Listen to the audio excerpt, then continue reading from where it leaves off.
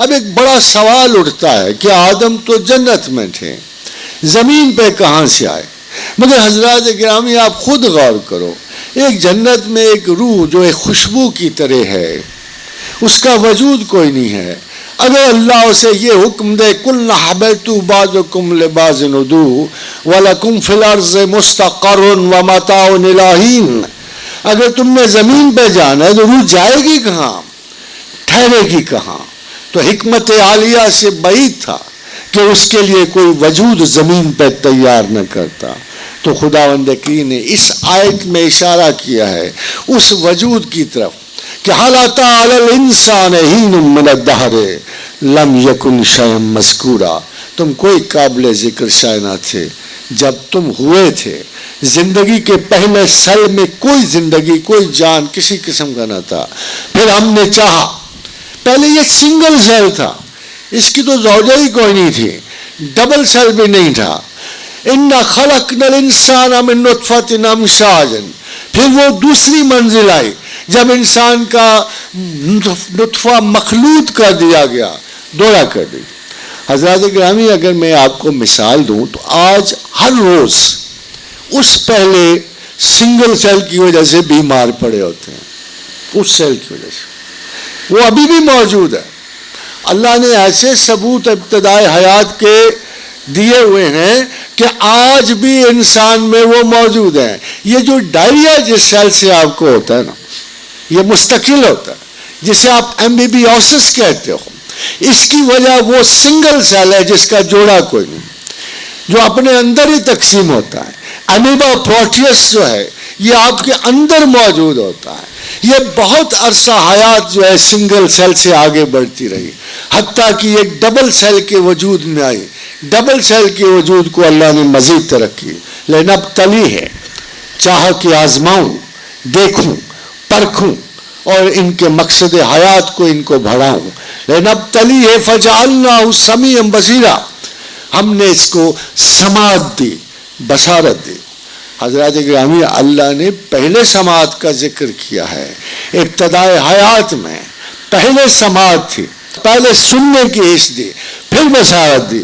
بصارت کے سسٹم بڑے technical meticulously designed ہیں، ایسے سمجھیے کہ جیسے کوئی چھوٹا سا ابتدائی کمپیوٹر اب مزید اپنی پیچیدگیوں کو بڑھ رہا ہوتا ہے، اس لیے خداوند کریم نے پہلے سماعت کے انسان کو دی اور پھر بصارت دی، مگر ابھی اس قابل تو نہیں ہوا، اس قابل تو نہیں تھا کہ سوچ سمجھ سکے، اس قابل بھی نہیں تھا کسی پیغام کو انڈرسٹینڈ کر سکے۔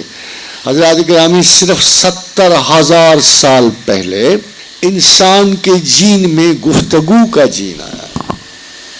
70,000 سال پہلے انسان کی پوری آبائی نسلوں میں کوئی کسی قسم کی گفتگو کا جین ہی نہیں تھا، ان میں یہ ملکہ ہی نہیں تھا کہ وہ بول سکتے۔ وہ اب ڈسکور ہو چکا ہے کہ انسان نے بولنے کی حص 70,000 سال پہلے سے شروع کی ہے، مگر ابھی ابتدائی حال میں یہ حال تھا جب عقل دے دی، آخری آیت میں فرمایا جب عقل دے دی، شعور دے دیا، غور و فکر دے دیا، رستہ بتا دیا، تو مقصد صرف ایک بتایا، اِنَّا هَدَيْنَاهُ السَّبِيلَ اِمَّا شَاكِرًا اِمَّا كَفُورًا۔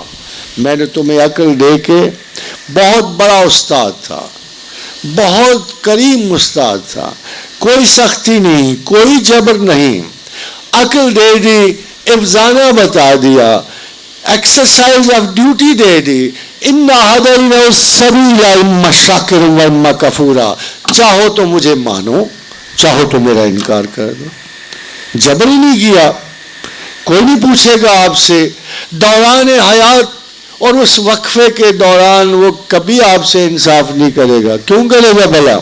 کیونکہ آپ تو آزمائش کے لیے آئے ہو، اس جوہر حیات کی آزمائش کے لیے آئے ہو جو خدا نے بڑے ناز سے سارے لوگوں سے بچ بچا کے آپ کے حوالے کیا۔ فرمایا اِنَّا عَرَضْنَا الْأَمَانَةَ، کہ ہم نے جب عقل و شعور کی یہ نعمت تیار کر لی تو ہم نے پوچھا بھئی یہ ثواب ہے، یہ عذاب ہے، یہ جنت ہے، یہ جہنم ہے، یہ تمہاری مخلوقات پہ برتری کا باعث ہے، مگر یہاں تمہیں اس کی سزا بھی بھگتنی پڑے گی. کون تم میں سے رزق لیتا ہے؟ آسمان اور آسمانیوں کی مخلوق خوفزدہ ہو گئی اور پہاڑوں کی مخلوق خوفزدہ ہو گئی. کمال ہے حضرت انسان کا. فوراً اچھل پڑے. شروع سے بنائے ایسے گئے تھے عجلت میں اور عجلت کار تھے، نہ سوچا نہ سمجھا، چھلانگ لگا دی کہ ہم اٹھاتے ہیں، ہم اس نعمت کو وصول کرتے ہیں. کیوں؟ انائے مطلق کی وجہ سے اقتدار مل رہا تھا، انا مل رہی تھی، دوسری قوموں پر روب مل رہا تھا، مخلوقات پہ تصرف نصیب ہو رہا تھا. سو حضرت انسان نے بالکل نہیں سوچا سمجھا، جلدی کی، حتیٰ کہ اللہ کو بھی کہنا پڑا انہو کان ظلوما جہولا، کہ ظالم و جاہل نے کیا کیا اپنے ساتھ. ایک لمحہ توقف تو کر لیتا، دیکھتا تو صحیح کام کتنا مشکل ہے، اپنی اہلیت پرکھ لیتا. تو حضرات گرامی، یہاں ظالم و جاہل کا مسئلہ بڑا سادہ سا مطلب ہے. He underestimated the job and he overestimated his own self. اگر آپ آج بھی غور کرو تو ظالم و جاہل ہم اس کو کہتے ہیں، جاہل اس کو کہتے ہیں کہ جس نے اپنی قدر نہ پہچانی، استطاعت نہ دیکھی، یہ نہ دیکھا کہ میں پتہ نہیں کتنے فریبوں میں الجھ جاؤں گا، مجھ سے کام یہ نہ ہو سکوں، معافی مانگ کر ایک کنارے پہ ہو جاؤں. مگر اس نے اپنے آپ کو کچھ بہت بہتر اور برتر سمجھتے ہوئے یہ دعویٰ کیا کہ اے پروردگار عالم، میں تو عقل کی مدد سے بہت آسانی سے پہچان لوں گا اللہ کون ہے، اللہ کدھر سے آیا ہے، میرا اللہ سے کیا واسطہ ہے، اس میں کیا مشکل ہے. اب ذرا آپ دیکھیے، خدا سچا تھا کہ آپ سچے ہیں. 6 billion out of 7 billion people, 6 billion کو پتہ ہی نہیں خدا کون ہے. ادھر آپ کے ہمسائے میں 1000 خدا لے کے بیٹھے ہوئے ہیں، ایک خدا سرے سے مانتے ہی نہیں ہے. کتنا آسان کام تھا آپ کے خیال میں اس امانت کو وصول کرتے ہوئے. یو تھاٹ کہ it is always a very easy job.